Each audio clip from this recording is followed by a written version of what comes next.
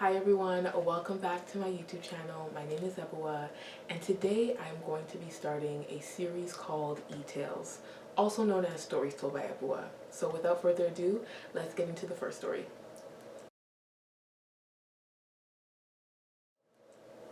Okay guys, so this story dates back to 2017. Okay, this was my first year of nursing school.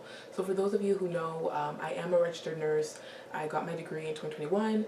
Prior to that, I did receive a Bachelor's of Arts in Health and Aging from McMaster University back in 2015. So I had a couple of years in between before I finally started nursing school, which I will talk about in another story time.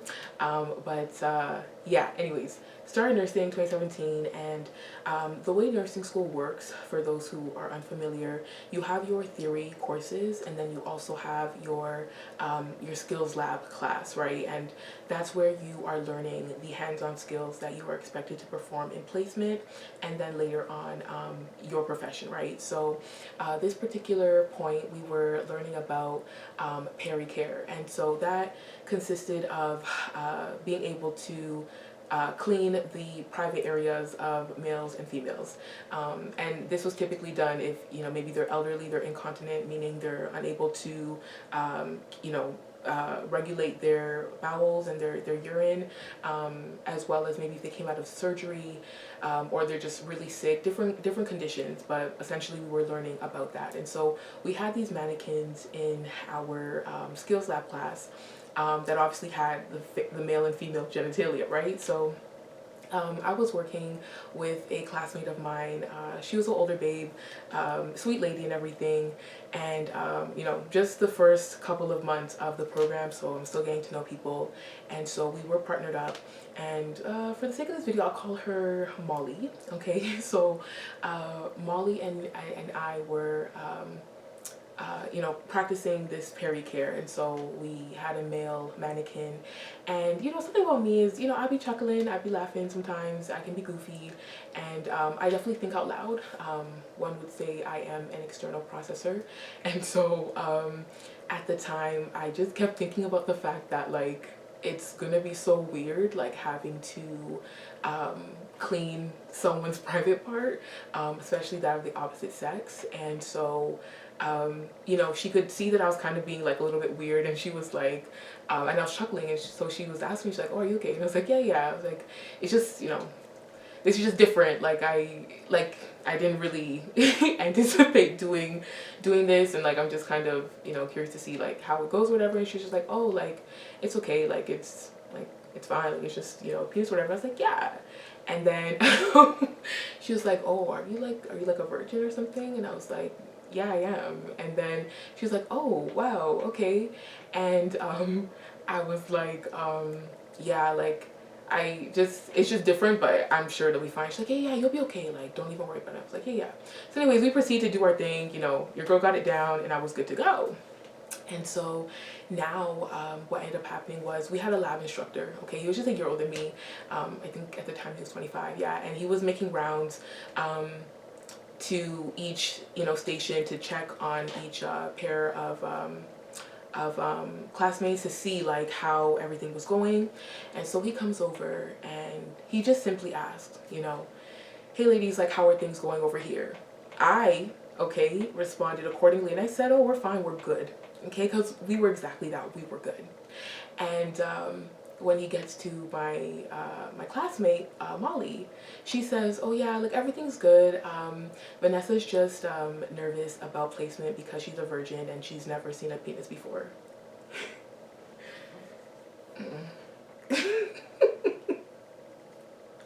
Yeah, so so at that moment I had to really thank the Lord that he made me a melanated queen, because the color of red that I would have been exhibiting, they'd have to make a whole shade for it, because what do you mean? No wonder shall never end, because what was the reason, right? What was the reason? I had a reason. What was the reason? I had a reason. What was the reason? I just explained the reason. What was the reason? Yeah, so I'm just like no guys, why though? Why? And so anyways, I literally froze because I think that was the first time that like that was ever disclosed to anybody outside of like maybe my friends and like obviously like family knows whatever. Like it was so weird. It was so weird. And this is like my teacher. So, you know, like they don't need to know that information. And so it was a case of we're just all looking at each other like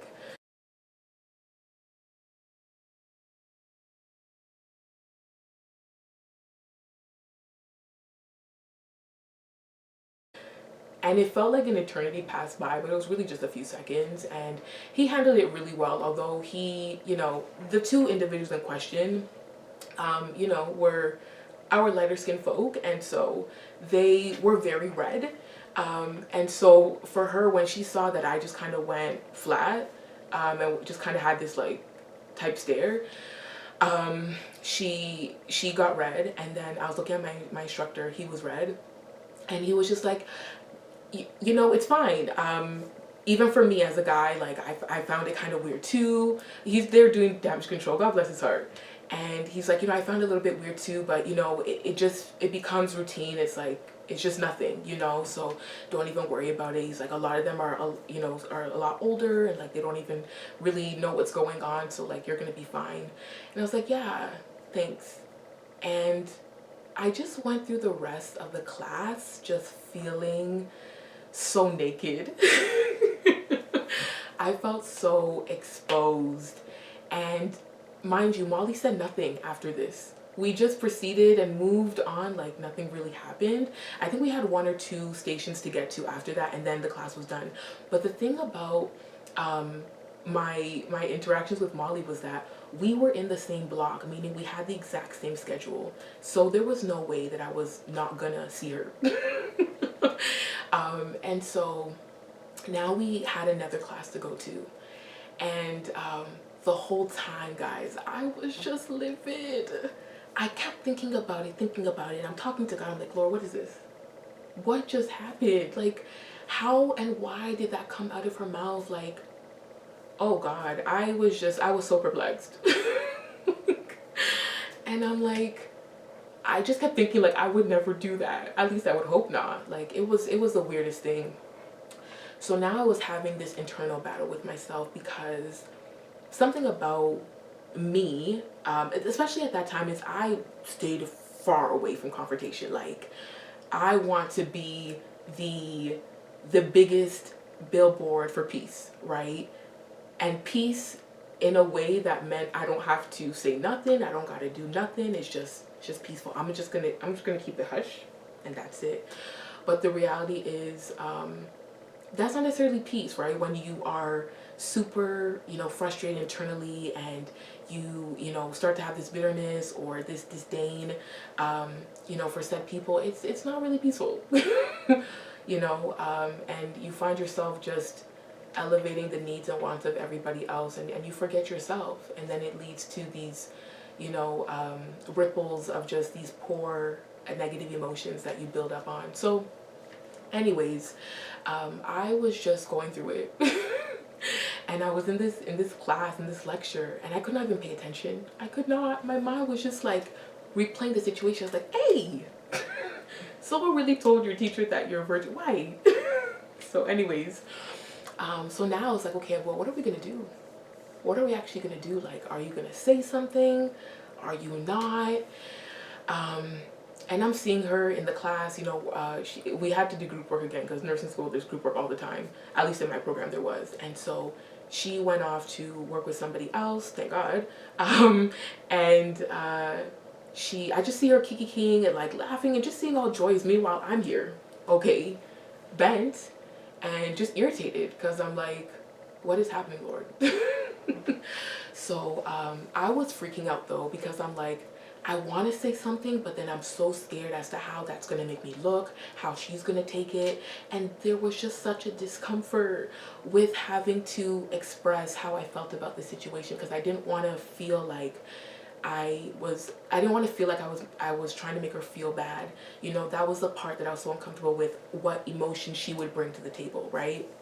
So in epic fashion at the time, I was just like, it's okay, just move on, it's fine, like it probably won't happen again, he's okay. But I kept talking to the Lord about it, and my spirit was just so unsettled. So I knew, okay, we got to do something. We got to do something. And so now this lecture finished, and we were moving to the next set of our day, and we had like a open like slot in our timetable. So it was just like a free time. You could do whatever. And so as we're walking to our lockers, I'm like, okay, everyone, this is the moment. This is it. This is it. But I was still struggling. I was still wrestling. And then I just asked the Lord to help me, And so I just said, okay, we're going to do it. And I just said, hey, Molly, can I talk to you for a minute?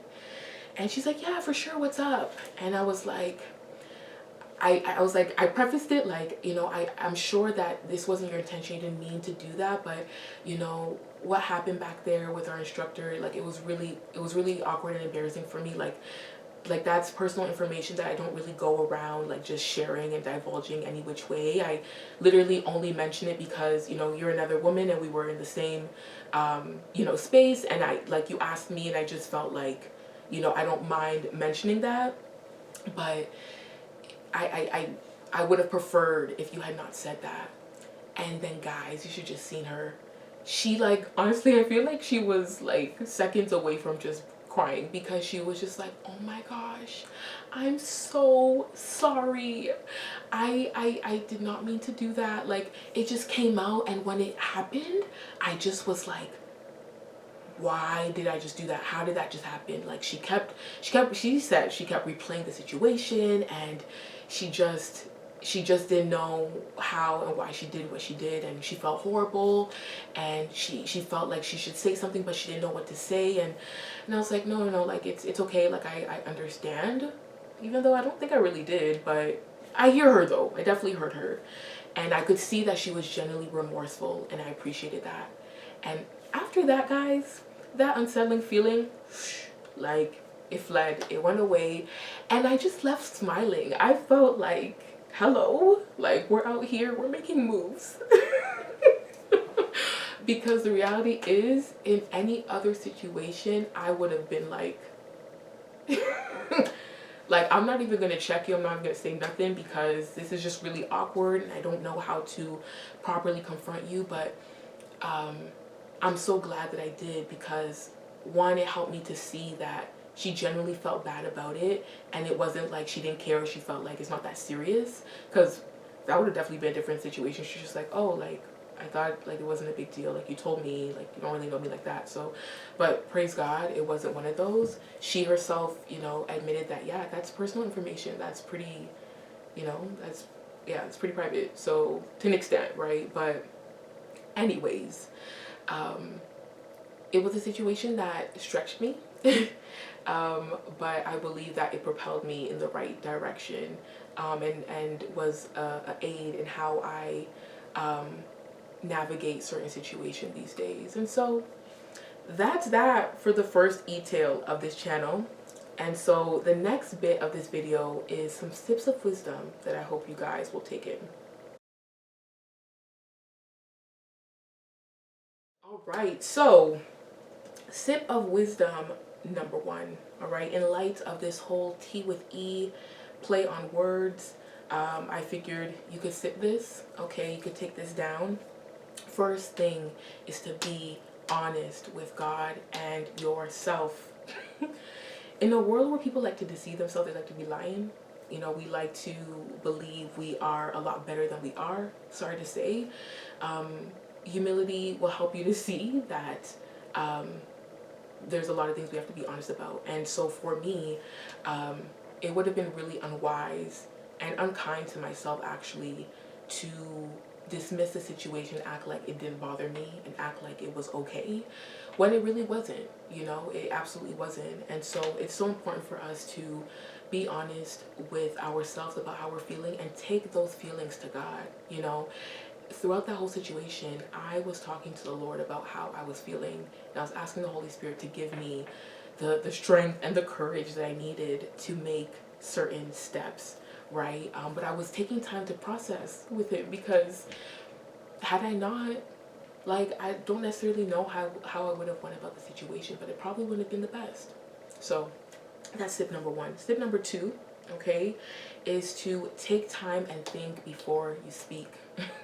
So this applies, one, in the case of Molly, where when the instructor had asked her, hey, like, how's everything going? Think about that. How are things going? Oh, things are good. Boom, you know? And if someone has the opportunity to speak before you, maybe think about what they said, right? I said, hey, we're good, everything's great, like, no issue. So that's where it had to be. And then for me, it was critical that I actually took time to think about my thoughts and the emotions that came with the whole situation, right? I was feeling embarrassed, but I was also feeling frustrated and disappointed in people for, like, just saying these things that I felt like simple home training would help you to know that, like, that's a no-no, like, cut the show. What's going on?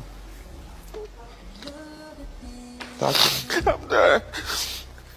Cut the show. I'm done. Take me off. When I was thinking of all of that, I was thinking of the verse in the book of James, chapter 1, verses 19 to 20, which reads, my dear brothers and sisters, take note of this, okay? Everyone should be quick to listen, okay? That's where you have to be fast. Be fast to listen, all right? That's where we got to see the speed in your listening abilities. Be slow to speak and slow to become angry. That's where you slow it down, all right? That yellow light is flashing, okay? Because human anger does not produce the righteousness that God desires. And so we have to always remember, like, especially as believers, like, we are representing a being so much greater than us. And so how we speak and how we go about our emotions is so important. And so for me, I believe that the Lord helped me to portray this verse in that situation, because even though I heard her and my ear was ringing, I wasn't quick with my response, you know. And some might say, she deserved to be checked right there, right then. Yeah, perhaps. But for me, I don't think that was the best way for me to go about it. I needed that time so that I could actually cultivate the words necessary to speak to her. So that is tip number 2.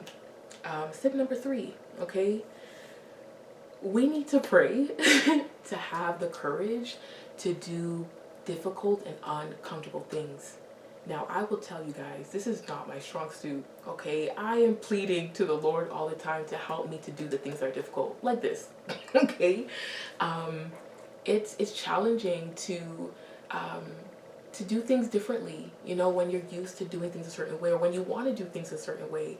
But at the end of the day, when you want to yield certain results, you have to be willing to switch it up. And so in this case, you know, I didn't want to be confrontational. I didn't want to tell her how I felt about a situation, because I was scared.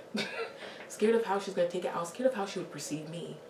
Oh, you know, Vanessa's always so angry. She was so rude to me. She was so rude to me. I didn't want to be seen in that light, because I cared so much about how people saw me. And I think there is a space for that, but, like, not to the point where you're crippled and you cannot make wise decisions again. You know what I mean? So that was the crossroad that I was at. But, you know, God is so amazing that in the book of Joshua, chapter 1, verse 9, he says, have I not commanded you? Be strong and courageous. Do not be afraid. Do not be discouraged, for the Lord your God will be with you wherever you go. So whether you are in a nursing classroom, whether you are at work, whether you are at home, whether you are at the movie theaters, whether you are at a drive-thru, wherever you're at, whether you're at church, okay, God has commanded you to be strong and to be courageous, and he's given us that spirit to do these things, you know, that are oftentimes challenging and that are met with fear. But because of him, we can push past that and we can do something differently. So that was, you know, what I experienced in that situation. And I'm truly grateful for the courage that God gave me because your girl needed it. All right, and sip number 4, last but not least, respond with grace. Okay, we need to be mindful of how we're talking to people, you know, what we're saying, when we're saying it, how we're saying it. I listen, I'm not coming on here to act like I'm a perfect babe. I be saying things sometimes and I'm just like, oh, probably could have said that better. My tone probably was off. In fact, it was off. And so, you know, we have to respond to people graciously, you know, because you never really know someone's intent behind what was done, right? Sometimes they just literally were not thinking. Other times it might be malicious, it might be intentional, we don't know, but you still want to respond in a way where you're able to know that you came to them, you know, calmly and kindly, and gently, especially, and then you see how they respond to you in turn. And so in this case, I could see that she genuinely felt bad. She genuinely was thinking about the situation, was not proud of how she went about it. So that is, you know, something to always consider in our everyday interactions with people. How is what you're saying impacting someone? Is it uplifting them? Is it encouraging them? Is it helping them to see that, wow, this was a difficult situation for this person, but they met it with such grace and sweetness? Like, that is important, you know. We're called to be set apart and to be different, and so the ways in which we conduct ourselves, especially in the area of speech, is critical, because at the end of the day, our words, they leave a lasting imprint. So yeah, anyways, that is it for my sips of wisdom, guys. I hope that you guys will take that in and soak it all up, and I pray that whichever way, you know, these nuggets apply to you, you know, that you would implement them in your lives and see the changes. I know it's not easy to do these sorts of things, but the Lord will empower you and help you to do so. And just as a disclaimer, Sister Molly, you know who you are. It's all love, sis. I'm not harboring any ill feelings or anything along those lines. I'm very much so good. And we obviously, you know, patched that up that day and hashed it out. And thank you for, you know, responding well also, because I think it would have been a lot harder for me to navigate had you responded poorly. But by God's grace, you know, you were thinking the same way. So yeah. Anyways, guys, thank you again, and I look forward to seeing you on my next video. All right, bye.